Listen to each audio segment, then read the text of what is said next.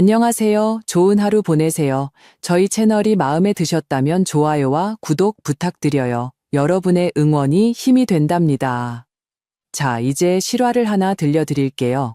남편의 장례식이 끝나고 아들은 나를 외진길로 데려가 말했다. 여기서 내리세요. 집과 사업은 이제 제 겁니다. 나는 먼지 속에 서서 가방을 꽉 쥔 채 서 있었고 아들은 뒤도 돌아보지 않고 떠났다. 휴대폰도 돈도 없었다.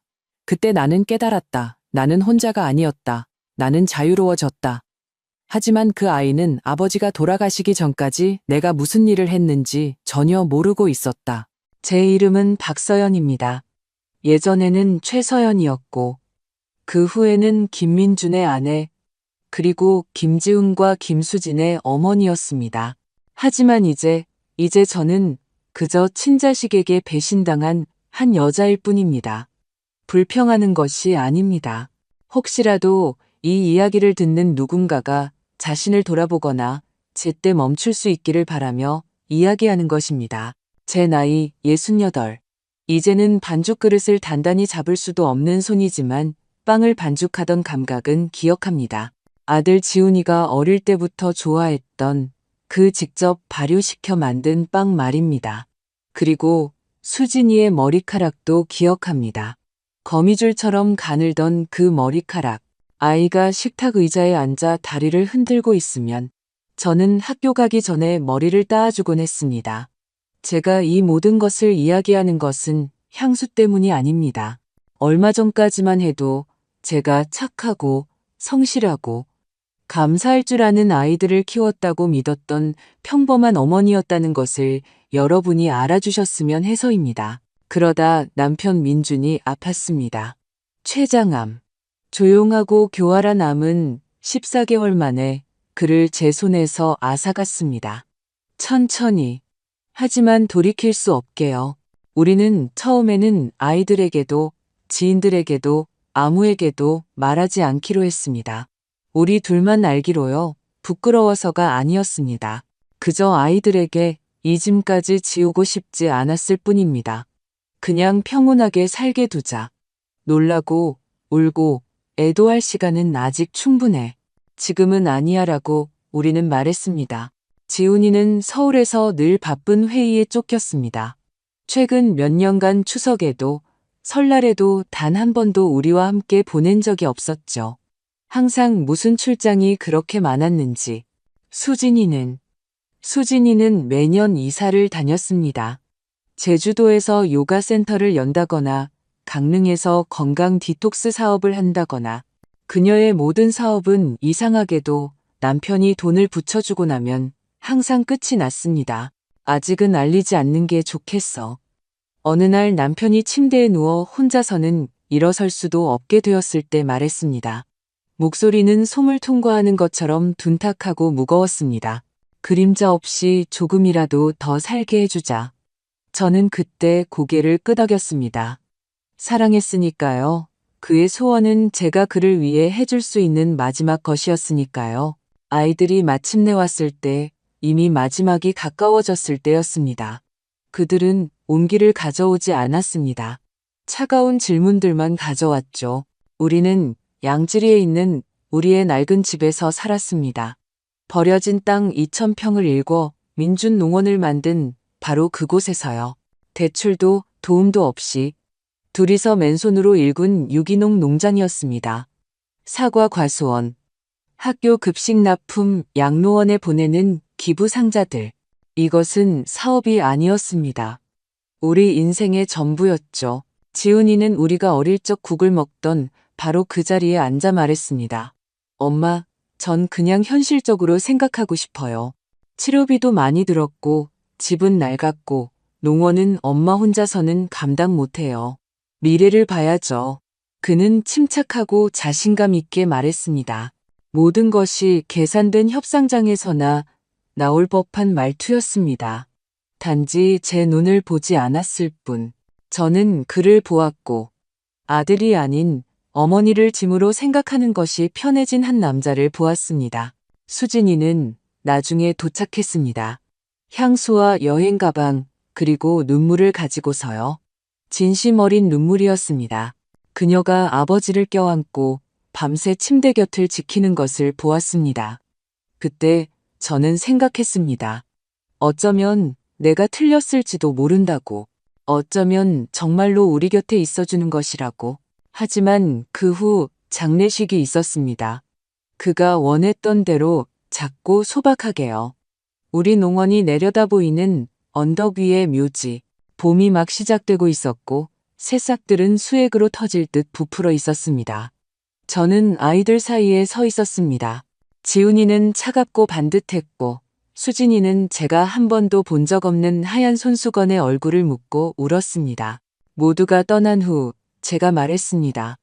내일 아버지 유품 좀 정리하자. 살펴볼 게 있을 거야. 하지만 지훈이는 이미 위스키를 따르며 말했습니다. 수진이랑 얘기했어요. 모든 걸 빨리 결정해야 해요. 우린 일이 있고 엄마는 연세가 있으시고 농원은 문제가 많아요. 문제? 제가 되물었습니다. 이 사업은 시대에 뒤떨어졌어요. 아빠도 새로운 접근법, 현대적인 방식이 필요하다고 하셨어요. 이미 땅을 살 사람도 찾았어요. 좋은 값을 준대요. 아빠가 말씀하신 거예요. 여기 다 적혀 있어요. 그는 식탁 위에 종이를 한 장 놓았습니다. 변호사나 공증인의 서류가 아니었습니다. 지훈이 회사의 로고가 밝힌 평범한 종이, 민준의 서명은 너무나 반듯했습니다. 한 달 동안 숟가락도 제대로 들지 못했던 사람의 것이라고는 믿을 수 없을 만큼요. 모르핀 맞고 있을 때 서명하게 한 거니. 그때 저는 깨달았습니다. 그들은 제 집을 원한 것이 아니었습니다. 이미 빼앗아간 것이었죠. 단지 제가 아직 모르고 있었을 뿐 저는 소리치거나 난리를 피우지 않았습니다. 남편과 내가 예전에 만두를 빚던 바로 그 식탁에 앉아 아이들이 내 인생을 마치 서류 처리나 거래처럼 논의하는 것만으로도 충분했습니다. 보여줘. 제가 조용히 말했습니다. 유언장을요. 지훈이가 제게 종이를 밀어주었습니다. 공증된 양식도 우리 가족 변호사인 이정호 변호사님의 서명도 아니었습니다. 그냥 그의 서울회사 양식에 인쇄된 사본일 뿐. 민준의 서명. 저는 그 서명을 외울 정도였습니다.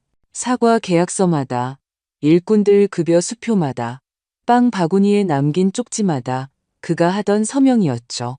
하지만 이것은 너무나 반듯했습니다. 마치 다른 사람이 자를 대고 그린 것처럼요. 이건 위조된 거야. 제가 말했습니다. 민준 씨는 이렇게 서명할 수 없어. 아파서 물 한 잔 마실 때도 손을 떨었으니까. 정신은 멀쩡하셨어요. 지훈이가 대꾸했습니다. 다 알고 계셨어요. 그냥 엄마 속상하게 하기 싫어서 말씀 안 하신 거예요. 우리가 이 사업을 이어가길 바라셨어요. 제대로 돈과 투자자를 가지고요.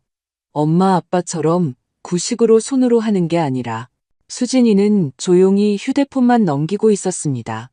마침내 그녀가 입을 열었습니다. 구매자가 있어요. 건설사인데 전원 리조트 단지를 짓고 싶어 한대요. 7억 원. 엄마, 이건 우리 모두에게 새로운 삶을 시작할 기회예요. 저는 그들을 보며 이해할 수 없었습니다. 이 아이들이 제가 저녁마다 동화책을 읽어주고 학원에 데려다주고 추운 체육관에서 학교 발표회를 보며 덜덜 떨었던 그 아이들이 맞는지 내가 감당 못할 거라고 말하고 싶은 거니? 제가 물었습니다.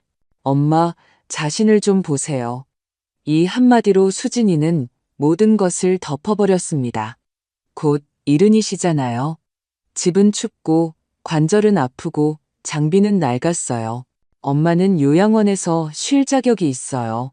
모든 게 다 갖춰져 있고 간호사들도 있고 동호회 활동도 있고 깨끗하고 식사도 제때 나오고요. 나에겐 친구도 할 일도 있어. 이건 내 집이야. 우리 집이었죠. 지훈이가 정정했습니다. 법적으로 아버지 명의였고 아버지는 우리에게 모든 것을 남기셨어요. 우린 엄마를 쫓아내는 게 아니에요. 돌봐드리고 싶은 거죠.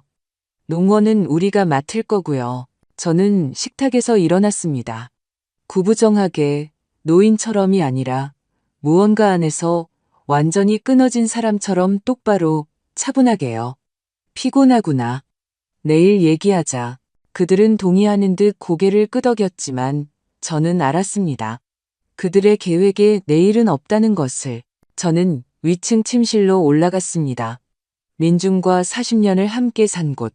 다툼과 웃음, 열이 났던 밤과 침묵. 그리고 포옹이 있었던 곳. 낡은 스프링 매트리스에 누워 눈을 감았지만 잠들지 않았습니다. 부엌에서 그들이 속삭이는 소리. 지훈이가 누군가에게 전화하는 소리. 수진이가 누군가에게 음성 메시지를 보내는 소리를 들었습니다. 그들은 낡은 집에서는 베개를 어디에 두느냐에 따라 모든 소리가 들린다는 것을 몰랐습니다. 저는 깨달았습니다. 제게는 오직 아침뿐이라는 것을, 단 한 번의 기회뿐이라는 것을. 새벽에 일어나 씻고 옷을 입고 부엌으로 내려갔습니다. 그들은 이미 옷을 입고 짐을 챙긴 채 기다리고 있었습니다. 식탁 위에는 보온병과 작은 여행 가방이 놓여 있었습니다. 제 것이 아니었죠. 짐은 다 쌌어요. 수진이가 마치 여행이라도 가는 듯이 말했습니다. 필요한 물품들이에요. 우리가 한 곳을 보여드릴게요. 햇살 언덕이라는 요양원인데 여기서 2시간 거리예요. 아주 아름다운 곳이에요. 난 아무데도 안 가. 저는 커피를 따르며 말했습니다. 난 집에 있을 거야. 엄마. 지훈이의 목소리가 단호해졌습니다. 결정은 내려졌어요. 건설사와의 계약은 다음 주에요. 우리는 모든 걸 미리 처리해야 해요. 분별력 있게 행동하세요. 저는 커피잔을 천천히 내려놓았습니다. 흘리지 않기 위해서요. 너희는 아무것도 처리하지 못했어. 너희는 엄마를 잃은 거야. 엄마, 드라마 만들지 마세요. 지훈이는 이미 시계를 확인하고 있었습니다. 그냥 차에 타세요. 저는 그의 얼굴이 아닌 더 깊은 곳을 보았습니다. 그리고 깨달았습니다. 내 앞에는 아들이 아니라 어머니를 자산, 즉 처리하고 옮기고 해결할 수 있는 대상으로 여기는 한 사람이 있다는 것을. 저는 고개를 끄덕였습니다. 화장실 좀 다녀올게. 약이랑 사진 몇 장 챙겨야겠다. 물론이죠. 수진이는 미소까지 지으며 고개를 끄덕였습니다. 원하는 건 뭐든 가져가세요. 나머지는 나중에 보내드릴게요. 저는 위층으로 올라갔지만 약을 가지러 간 것이 아니었습니다. 그들이 모르는 것을 가지러 갔죠. 거울 뒤 비밀 공간에 있던 여권, 출생 증명서, 민준이 비상금으로 남겨둔 현금, 그리고 그의 플란넬 셔츠 뒤에 있던 내화성 상자. 그것을 들고 저는 천천히 침착하게 아래층으로 내려왔습니다. 현관으로 나서자 그들은 이미 차 안에서 기다리고 있었습니다. 가죽 시트가 깔린 크고 검은 차. 중요한 일을 위해 빌린 모양이었습니다. 저는 말없이 질문 없이 차에 탔습니다. 그들은 만족스러워 보였습니다. 우리는 오랫동안 달렸습니다. 창밖으로 들판과 마을, 강이 스쳐 지나갔습니다. 그러다 차가 비포장도로로 접어들었습니다. 자가리 바퀴 밑에서 부서지는 소리가 났고 몇 분 후 차가 멈췄습니다. 텅 빈 들판, 그리고 정적. 여기서 내리세요. 지훈이가 차분하고 일상적으로 쳐다보지도 않고 말했습니다. 저는 돌아보았습니다. 수진이는 창밖을 보고 있었고 말이 없었습니다. 저기 5km쯤 가면 주유소가 있어요. 누구한테 전화하든 택시를 부르든 하세요. 그가 문을 열었습니다. 나를 개처럼 버리는구나. 드라마 만들지 마세요. 엄마, 다 잘 될 거예요. 그냥 이렇게 하는 게 더 쉬워요. 저는 차에서 내렸습니다. 손에는 여행 가방, 축축한 봄풀, 바람. 그리고 이상하게도 두려움이 아니라 안도감으로 뛰는 심장. 그들은 떠났습니다. 차는 코너를 돌아 사라졌고 저는 남았습니다. 그리고 문득 깨달았습니다. 나는 혼자가 아니었다. 나는 자유로웠다. 저는 한 손에는 여행 가방을, 다른 한 손에는 무거운 숄더백을 들고 들판 한가운데 서 있었습니다. 공황 상태는 없었고 기묘한 명료함만이 있었습니다. 저는 갑자기 배신당한 것이 아니었습니다. 이것은 섬광이 아니었습니다. 이것은 제가 수년간 애써 외면해온 천천히 벌어지던 균열이었습니다. 주위를 둘러보았습니다. 텅 빈 들판. 사람도, 차도, 휴대폰도 없었습니다. 그들은 제가 완전히 무력하다고 생각했겠죠. 하지만 민주는 10년도 더 전에 주장했습니다. 만일의 사태를 대비한 비상금, 휴대폰, 서류, 약간의 현금이 있어야 한다고 아무도 모르게 저는 비포장도로를 따라 5km를 쉬지 않고 걸었습니다. 다리는 쑤셨고 가방은 어깨를 파고들었으며 발에는 물집이 잡혔습니다. 하지만 저는 걸었고 한 걸음 한 걸음 내디딜 때마다 놓아주었습니다. 30살의 우리 부부가 수레에 묘목을 싣고 이곳에 왔던 때를 떠올렸습니다. 허리까지 오는 풀밭에 서서 마른 가지를 치고 손으로 땅을 파던 때를. 그때는 장비도 돈도 없었습니다. 오직 이 땅에서 단순한 사과가 아닌 진정한 무언가가 자라날 것이라는 믿음뿐이었습니다. 저는 깨달았습니다. 저는 주유소로 가고 있었습니다. 저녁 무렵에야 도착했습니다. 너무 피곤해서 다리에 감각이 없었습니다.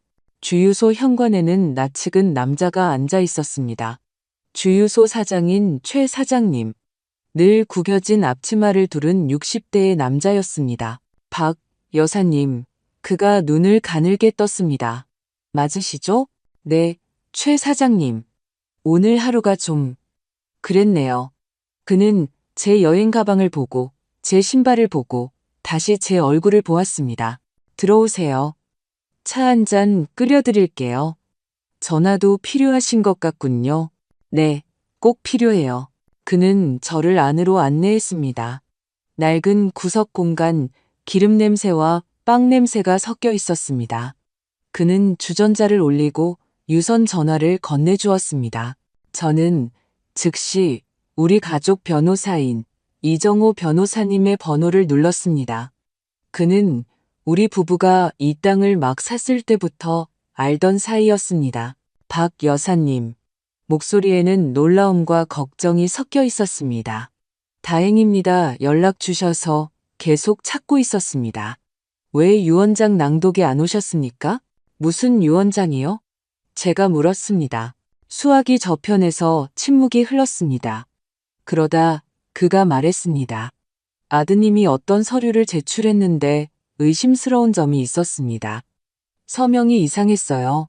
전화를 드렸지만 꺼져 있더군요. 제가 연락이 안 되는 상황이었어요. 저는 간신히 짜증을 억누르며 말했습니다. 변호사님, 도움이 필요해요. 그리고 비밀을 지켜주세요. 제가 하는 모든 말은 우리 사이에만 남아야 합니다. 물론입니다. 1시간 후에 오실 수 있겠습니까? 가겠습니다. 저는 수화기를 내려놓고 최 사장님께 감사 인사를 했습니다. 그는 태워주겠다고 했지만 저는 거절했습니다. 누구와도 말하고 싶지 않았습니다. 그는 제게 물 한 병과 빵 2개, 그리고 낡고 따뜻한 재킷을 주었습니다. 밤 되면 추워질 테니 가져가세요. 사양 마시고요. 마음 한구석이 찡했습니다. 평생 3번. 그것도 장터에서나 마주친 사람이 지금 내 아이들이 지난 1년 동안 준 것보다 더 큰 온기를 주었습니다. 저는 양지리 중심가로 향했습니다.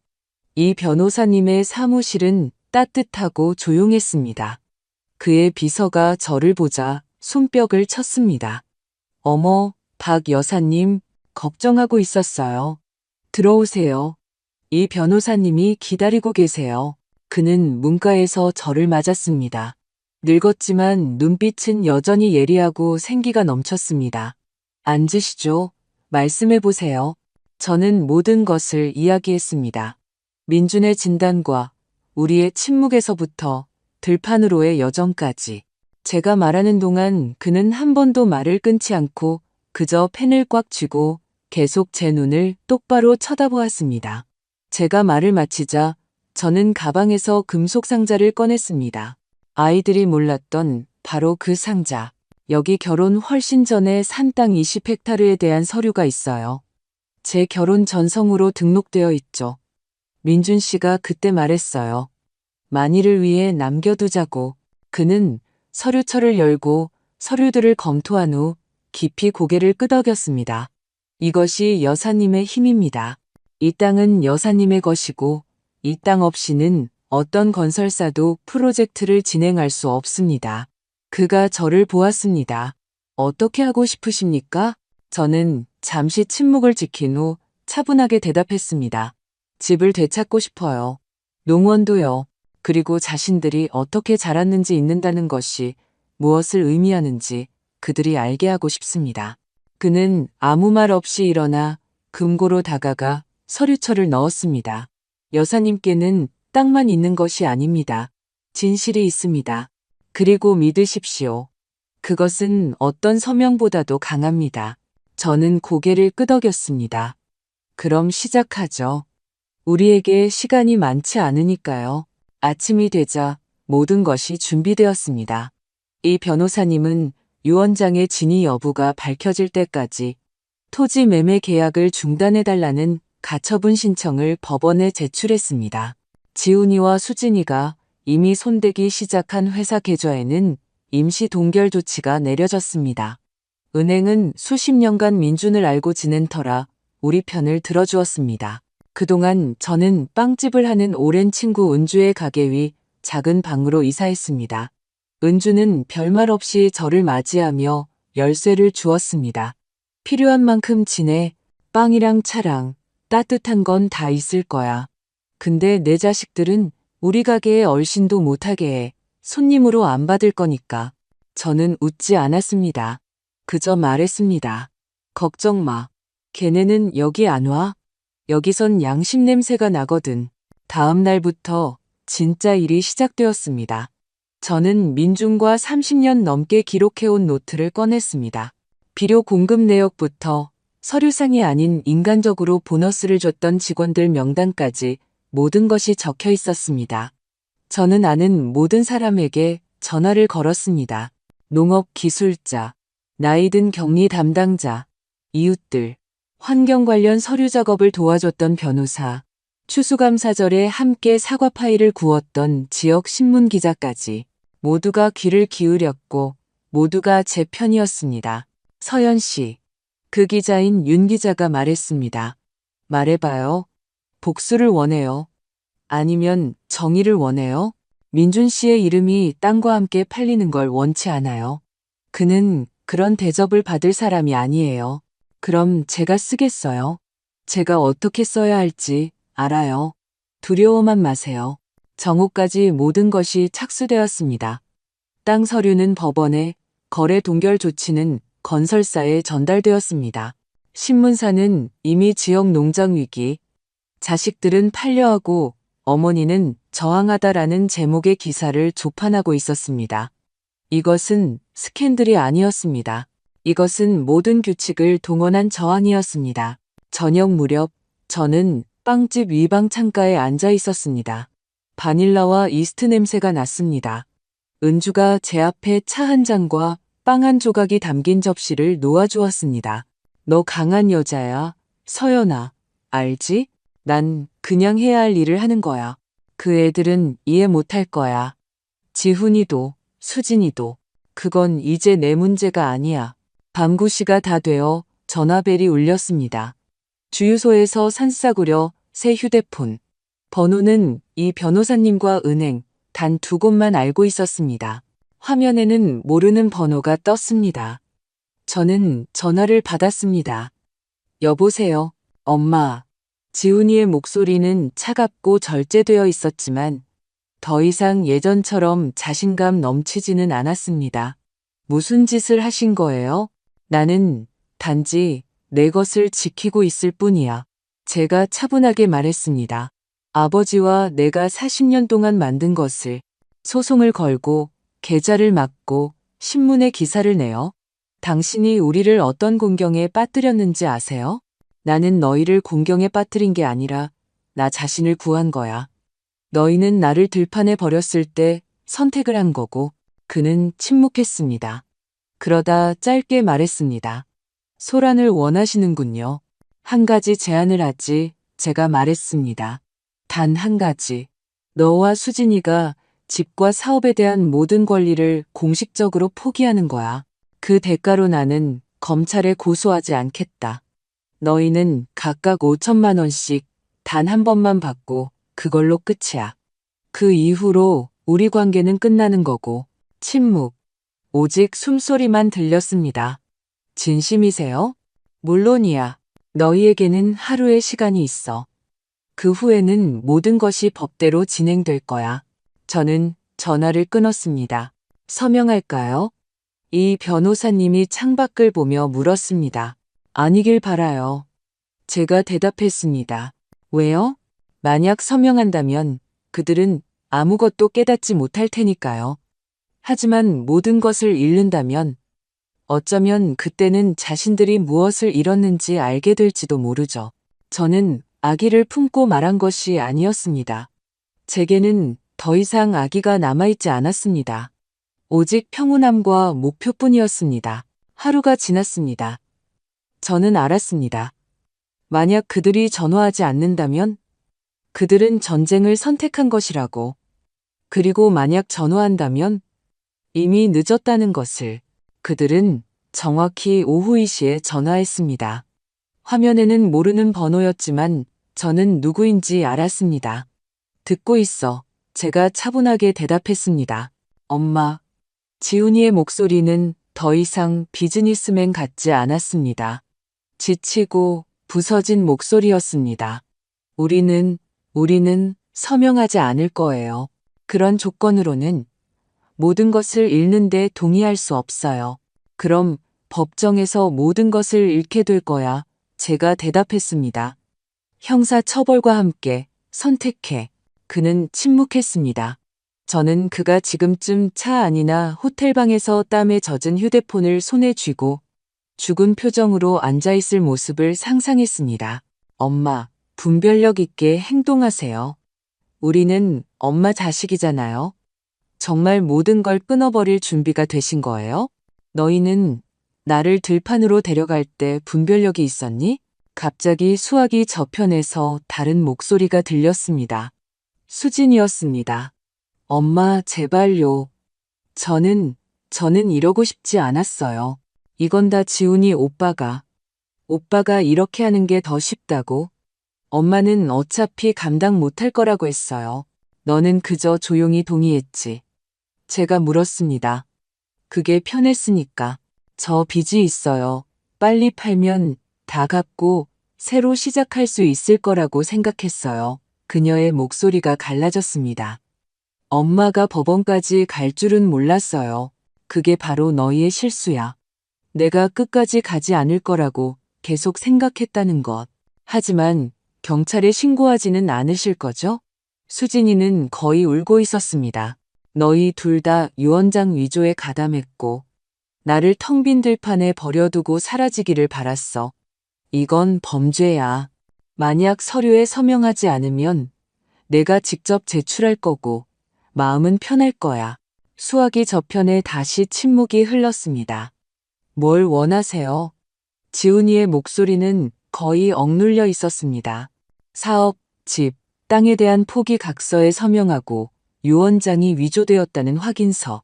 그 대가로 검찰에 고소하지 않겠다. 돈은 이제 없어. 어제까지였어.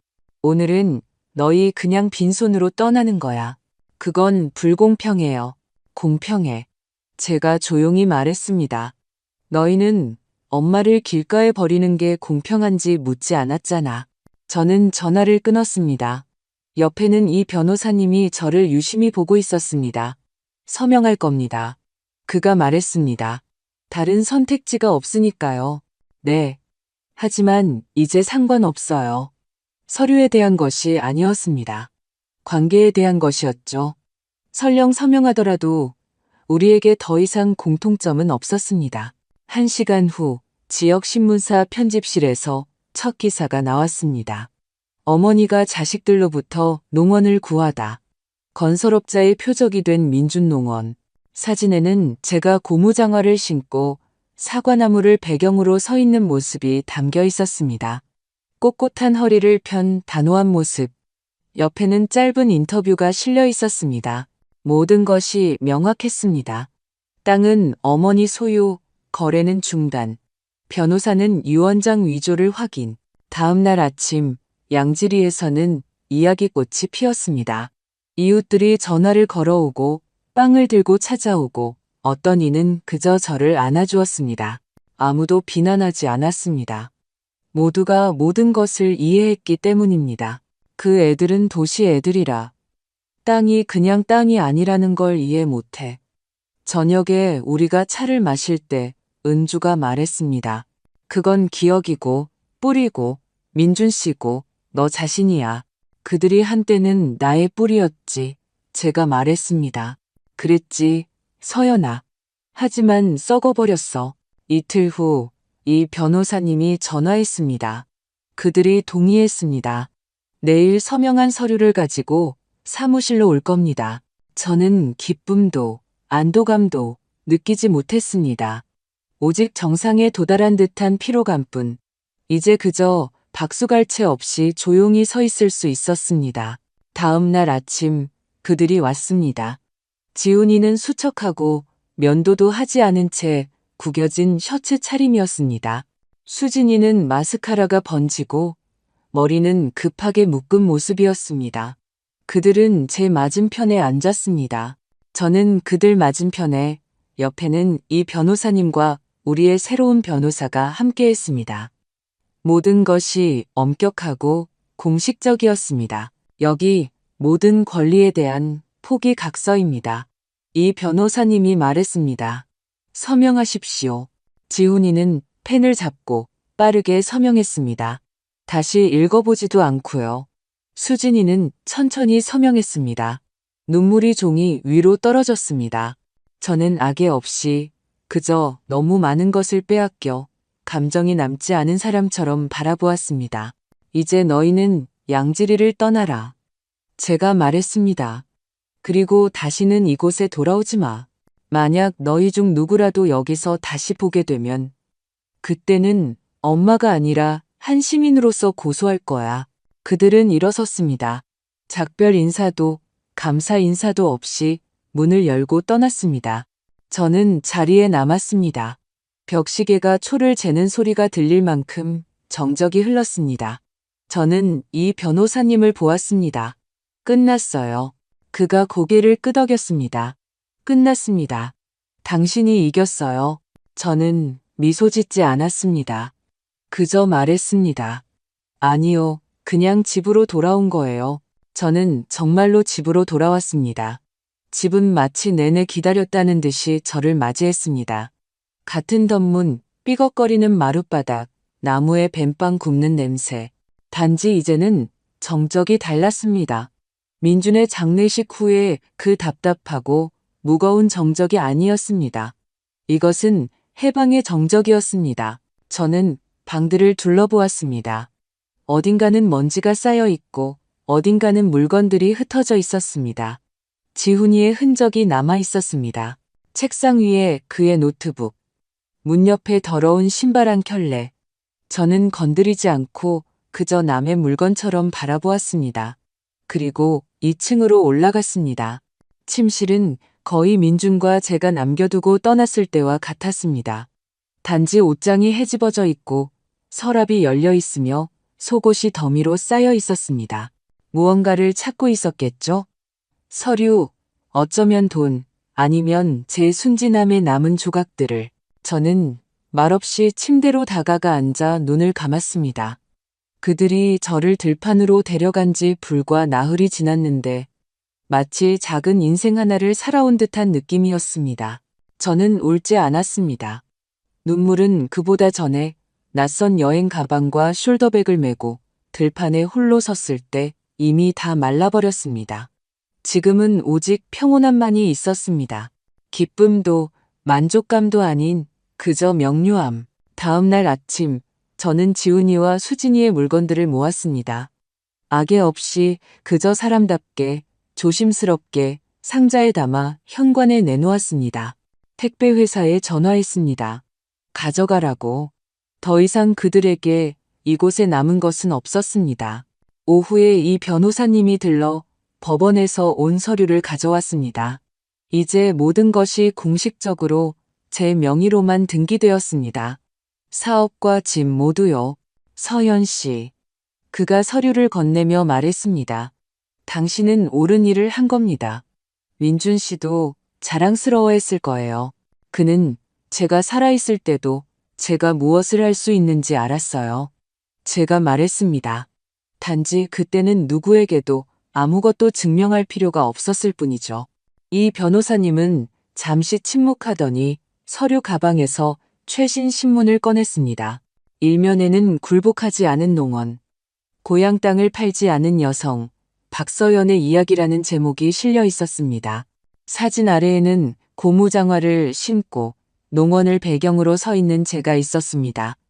평온하고 꾸밈 없는 진짜 모습. 저는 보고 고개를 끄덕였습니다. 그대로 두자. 사람들이 읽게 두자. 저녁에는 은주가 찾아와 갖고 온 빵과 롤빵, 그리고 된장찌개 한 냄비를 가져왔습니다. 집으로 돌아온 첫날을 축하하며 그녀가 말했습니다. 우리는 현관에서 찻잔에 차를 마시며 무릎에 담요를 덮고 앉아 있었습니다. 그래서 어때? 그녀가 조용히 물었습니다. 조용해. 제가 대답했습니다. 그거 좋네. 그게 진짜지. 아이들은 아무 소식도 없어? 아무것도, 전화도, 사과도, 해명하려는 시도도, 그럴 필요도 없어. 은주가 말했습니다. 그들은 떠났고 너는 남았어. 이건 내 집이고 내 땅이고 내 인생이야. 그래, 단지 이제는 환상 없이 저는 다시 농원을 돌보기 시작했습니다. 제 손으로 직접 하지는 않지만 도우미를 고용하고 관리인을 찾았습니다. 모든 것을 차분하고 명확하게 서두르지 않고 해나갔습니다. 이제 모든 사과, 모든 잎사귀, 집의 모든 널빤지가 보호받고 있다는 느낌으로요. 그리고 가장 중요한 것은 더 이상 누군가의 방문을 기다리며 창밖을 보지 않는다는 것입니다. 필요한 모든 것은 이미 여기 제 안에 있다는 것을 알기 때문입니다. 2달이 지났습니다. 농원은 마치 이제 모든 것이 달라질 것이라는 것을 알았다는 듯이 화려하게 꽃을 피웠습니다. 새로운 팀은 훌륭하게 일을 해냈고 저는 거의 간섭하지 않았습니다. 아침마다 나무들을 둘러보는 습관, 민중과 제가 가장 힘든 시기에도 버리지 않았던 그 습관만은 지켰습니다. 저는 나무들 사이를 걸으며 잎사귀를 만지고 흙을 들여다보았습니다. 모든 것이 살아있고 자라고 있었습니다. 집은 더 깨끗해지고 더 자유로워졌습니다. 무거운 커튼을 떼고 창문을 닫고 거실 가구를 재배치했습니다. 새로운 삶을 시작하고 싶어서가 아니었습니다. 그저 제 삶에서 불안 외에는 아무것도 가져다 주지 않던 사람들이 떠나자 삶 자체가 변하기 시작했기 때문입니다. 어느 날 저녁, 저는 현관에 있는 민준이 가장 좋아했던 의자에 앉아 있었습니다. 무릎 위에는 노트가 놓여 있었습니다. 가을에 우리 농산물로 작은 가게를 열 계획, 치즈, 주스, 잼 같은 것들, 농장을 기반으로 학생들을 위한 체험 프로그램을 만들고 가장 중요한 것은 농업을 공부하고 싶은 이들을 위해 김민준 장학금을 설립하는 것이었습니다. 그가 항상 말했던 것을 떠올렸습니다. 땅이 그냥 수확물만 내놓아서는 안 돼. 누군가가 그 뒤를 잇고 싶어 해야지. 이제 그렇게 될 것입니다. 휴대폰이 삑 소리를 냈습니다. 새로운 메시지. 모르는 번호였지만 저는 바로 누구인지 알았습니다. 엄마, 변명하는 거 아니에요. 그냥 얘기하고 싶어요. 아무런 조건 없이요. 그냥 옆에 앉아 있고 싶어요. 언젠가 엄마가 준비된다면요. 수진이가. 저는 화면을 보았고 이상하게도 화가 나지도 서운하지도 흔들리지도 않았습니다. 그저 아무것도 느껴지지 않았습니다. 그냥 휴대폰을 옆에 두었습니다. 답장도 삭제도 하지 않았습니다. 그냥 그렇게 두었습니다. 제가 읽었다는 것을 알게 하려고요. 지훈이에 대해서는 아무 소식도 없었습니다. 이 변호사님 말로는 서류 위조 혐의로 조사를 받고 있다고 했습니다. 회사에서 해고당하고 사라졌다고요. 이상하게도 저는 그가 불쌍하지도 않았습니다. 제가 냉혹해져서가 아니었습니다. 아니요. 그저 배신을 당하면 온기를 소중히 여기지 않는 사람들에게 더 이상 그것을 낭비하지 않게 될 뿐입니다. 어느 날 제가 마을을 지나가는데 16살쯤 된 소년이 다가왔습니다. 박서연 할머니, 그가 머뭇거리며 물었습니다. 그래. 제가 고개를 끄덕였습니다.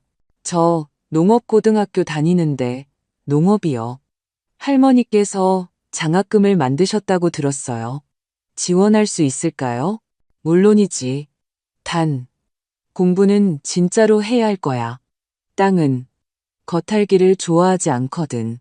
그는 너무나 열정적으로 고개를 끄덕여서 저는 문득 제가 한 모든 일이 헛되지 않았다는 것을 느꼈습니다. 네, 가족은 무너졌지만 더 견고한 무언가가 남았습니다. 일, 의미, 기억. 그날 밤 저는 다시 현관의자에 앉아 있었습니다. 머리 위에는 별들이 빛나고 따뜻하고 조용했습니다. 멀리서 귀뚜라미가 울고 있었습니다. 무릎 위에는 찻잔이 놓여 있었습니다. 저는 농원을 보았습니다. 어둡지만 숨결처럼 살아 있었습니다. 그리고 문득 깨달았습니다. 이것이 진정한 가족이라는 것을. 혈연으로 맺어진 가족이 아니라 곁에 남는 가족. 말없이 함께 차를 마시며 배신당할까 두려워하지 않아도 되는 사람들. 세상은 더 이상 위험해 보이지 않았습니다. 그저 정직해졌을 뿐. 그리고 저는 마침내 그 안에서 제자리를 찾았습니다. 올해 가을은 일찍 찾아왔습니다. 아침이면 이미 유리창에 이슬이 맺혔고 공기는 우물물처럼 투명했습니다. 농원은 황금빛으로 물들었고 무겁고 느려졌습니다. 저는 일찍 일어납니다. 집은 조용하고 마룻바닥 삐걱거리는 소리와 커피 냄새만이 감돕니다. 집은 정돈되어 있고 머릿속은 고요합니다. 두려움을 주는 고요함이 아니라 폭풍이 지나간 후에 찾아오는 그런 고요함. 저는 더 이상 전화를 기다리지도 발소리에 귀 기울이지도 그들에게서 편지가 왔는지 확인하지도 않습니다. 그곳에서 더 이상 아무것도 오지 않을 것입니다. 그리고 그것은 아프지 않습니다. 그것은 그냥 배경의 일부가 되었습니다. 쑤시지는 않지만 무엇을 겪었는지 상기시켜주는 흉터처럼요. 김민준 장학금은 운영되고 있습니다. 첫 2명의 학생이 이미 서류를 받았습니다. 그중 한 명은 제가 가게 앞에서 만났던 바로 그 소년입니다. 그의 어머니가 눈물을 글썽이며 빵을 들고 저를 찾아왔습니다. 잊지 않겠습니다. 감사합니다, 박 여사님. 저는 빵을 받고 감사 인사를 하고 예의상이 아닌 진심으로 미소 지었습니다. 가게도 문을 열었습니다. 농원 옆에 작은 건물. 잼, 사과 주스, 말린 허브 병들이 진열되어 있습니다. 가끔 관광객들이 들르고 학생들이 자주 오고 그냥 동네 사람들이 들릅니다. 정말 혼자서 다 하시는 거예요? 사람들이 제게 묻습니다. 혼자가 아니에요. 제게는 2손이 아니라 뿌리가 있으니까요. 그들은 나타나지 않습니다. 지훈이는 마치 사라진 것 같습니다. 남쪽 어디에선가 살며 전공과 상관없는 일을 한다는 소문이 돕니다. 수진이는 처음에는 몇 번 메시지를 보내려 했지만 그 후로는 그만두었습니다. 문이 닫혔다는 것을 깨달은 모양입니다. 서운함 때문이 아니라 명료함 때문이라는 것을. 어느 날 다우신문사 기자가 찾아와 인터뷰를 요청했습니다. 할머니의 이야기는 상징이 되었습니다. 자신의 것을 내주지 않은 여성, 버텨낸 어머니. 저는 거절했습니다. 저는 상징이 아닙니다. 저는 그냥 제 땅에 남았을 뿐입니다. 나머지는 다 지어낸 이야기입니다. 그는 정중하게 고개를 끄덕이고 떠났습니다. 그리고 오늘 저녁, 저는 다시 현관의 그 의자, 민준이 길고 긴 여름 저녁에 앉아있던 바로 그 의자에 앉아 있습니다. 차는 식어가고 무릎 위에는 새로운 기록이 담긴 노트가 있습니다. 봄 계획, 새로운 품종, 개선된 관계 시스템. 저는 미래가 두렵지 않습니다. 이제 그것은 제 것이니까요. 집도, 농원도, 제가 하는 말도 제 것입니다. 침묵 또한 마찬가지입니다. 아마 여러분은 이 이야기를 들으며 제가 눈물을 흘리거나 후회하거나 영화처럼 그들에게 문을 열어줄 순간을 기다렸을지도 모릅니다. 하지만 아시나요? 때로 아이들이 떠나는 것은 사랑이 부족해서가 아니라 그들이 타인이 되기를 선택했기 때문입니다. 때로 배신은 치료되지도 논의되지도 설명되지도 않습니다. 그저 일어날 뿐입니다. 그리고 운이 좋다면 당신은 일어나서 홀로 계속 걸어갈 것입니다. 저는 악하지 않습니다. 저는 회복되었습니다. 저는 더 이상 구부러뜨릴 수 있거나 데려가거나 등 뒤에서 무언가에 서명하게 할 수 있는 그런 사람이 아닙니다. 저는 자신의 것을 내주지 않은 여자입니다. 이것은 승리가 아니라 제자리로 돌아온 것입니다.